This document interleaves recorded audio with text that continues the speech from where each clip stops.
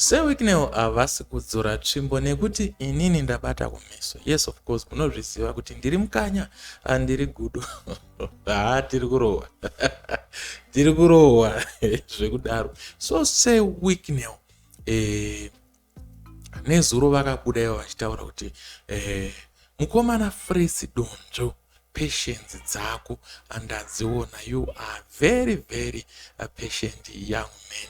Even though ndakambopa vana comic elder asi hauna kubuda musaka. Yes, of course, we all know kuti Sir Wicknel ndo zvavanenge vaida kuona izvo, vanenge vakamira izvozvo. Mukuru wemazuva anenge achiziva vanhu vake. I believe kuti Sir Wicknel vanotooneka diary kavo kavakanyora mazita evanhu ende vanenge vachimonita vachiona kuti hausi kurebesa muswe here kana muromo kunge mutswiri. Finally mazuva aFRETS donzvo akazosvika. Saka FRETS akanzi achawana latest 2026 GT6 pamwe chete ne 10,000 US pamusoro. I don't know, some are saying iZANU-PF inenge ichipa vanhu. Inini I believe zvangu kuti ndi Sir Wicknel. And the other thing that I've noticed is Sir Wicknel hazviri kuti vane mari hysterical. Sir Wicknel hatomborina mari zvekudaro, but the truth is Sir Wicknel vane moyo wakanaka, vari very very generous. If we were to say that these gifts are from ZANU-PF, how many people are in ZANU-PF who are rich? How many big wigs in ZANU-PF who are rich?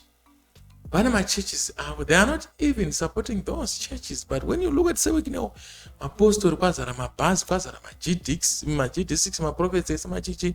So there's a question, a lot of questions there. ZANU-PF. I believe Sir Wicknel vari kuita zvavo. Yes, of course, he is linked in ZANU-PF nekuti akataura ndo favorite party yake, and munhu wese ane kodzero yekusarudza party yaanenge achida. So Sir Wicknel vari kuenderera mberi vachitambanudza ruoko kumageto youth.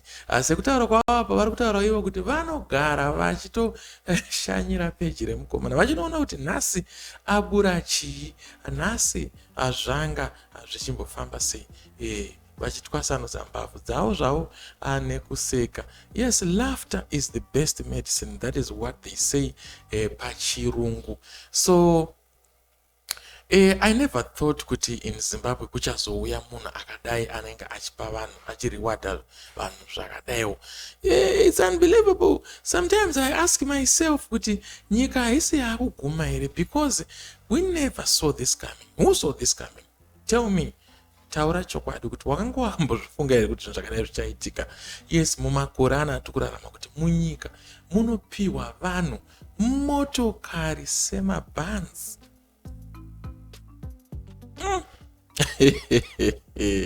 Aiwa, ndatenda zvangu. But what I know is that there are a lot of people in Zimbabwe who are filthy rich, who are not doing what Sir Wicknel is doing. I don't know my reasons right now, but so far zvangu inini ndinoti Sir Wicknel ngavapinde denga. I don't care kuti mari vari kuitorepi, vari kubayira vanhu vari kudii, but mbavha ine rudo rwakadai, aiwa, ndinoinamatira ipinde denga. Yes, so I just want to say salute to Sir Wicknel and everything zvavari kuita. Isikumboti kana iwewe uine shoma yawe nayo unoona utango chirongwa chako chezvibhorani, unongorova zviri zvibhorani zvega zvega muchokocho, kana kuti unongotangawo kune kuvaka matoilets. Ene tine toilet yepana 4th, tine toilet yepaMarket Square, panonzi pachia pachurch office, pana Rizenda, panonzi pachi kune matoilet kwese kuko anoda kugadziriswa. Saka iwo unogona uyawo venture nemusvidiki mumo, kana wedawo kuenda kuzvipatara woendawo kuzvipatara. I think Sir Wicknel vakachuza kuti vanoda zvavo kupa vanhu michovha kana kuti zvifambiso. Imagine kuti FRETS anga achaitenga rini GT6. Saka the other thing also that I want to conclude with on this video is, saka maakuzvona kuti in Zimbabwe we have a potential yekuti everyone can become a millionaire. everyone can become 1,000 or 100. I don't know, whatever you want to call it. If Sir Wicknel is so generous like this, imagine now, we all project to youth are sponsor in a certain industry. With the music industry, we have the acting industry. Imagine if this was money paying channel towards the equipment kind of filming. Concentrate on film industry. It was going to make a lot of sense. So I think I think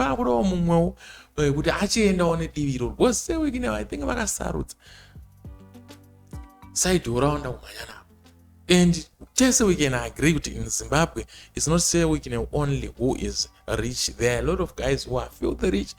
Even Sir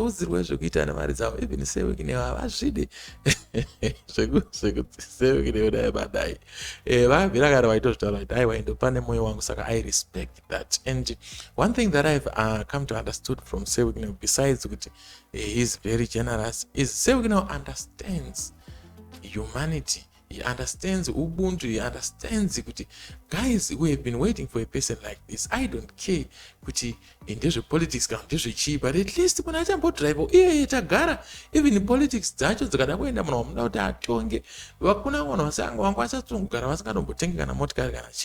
saka inini zvangu ndinocelebrata kuwina kwevamwe vari kupiwawo zvinhu Zimbabwe imomo tinongocelebrata navo tichingoti ngavabate mudziyo iyi zvakanaka uye tomatikaona kwapiwa voinvestawo zvonakirawo tese zvoita kuti raini rekukumbira ndirimo ringe richiita sei richidzoka risazorambe rakareba. Hatidi vanhu vanozokumbira kachitutu vamwe tisati tapiwa. So I just want to say congratulations to FRETS Donjo, your day has come. Kwasara Ethias akapiwa mazuva akanzi unegore and there is a countdown. I don't know. Sir Wicknel vacho vanongoerekana vatongopa kana mumwe munhu anga asiri muraini. Yes, zviriko because idenga rinenge rataura ndimukuru wemazuva.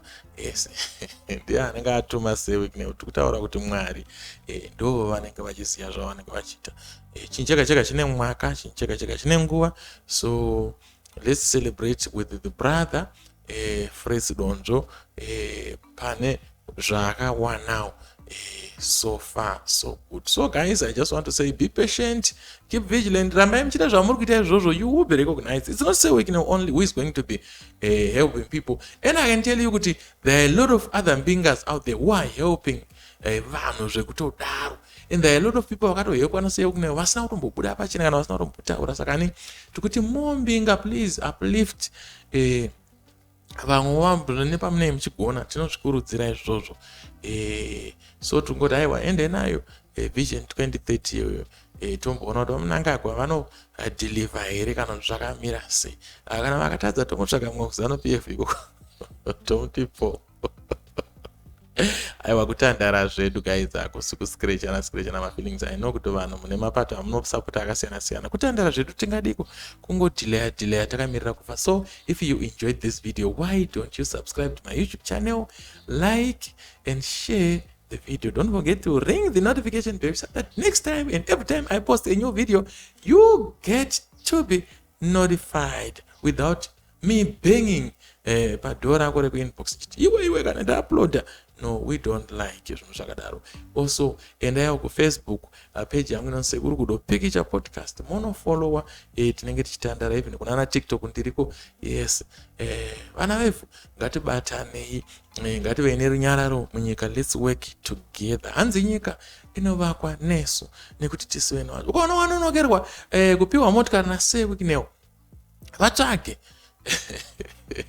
utaura kuti aiwa inini mugwakuru ngondipfuura.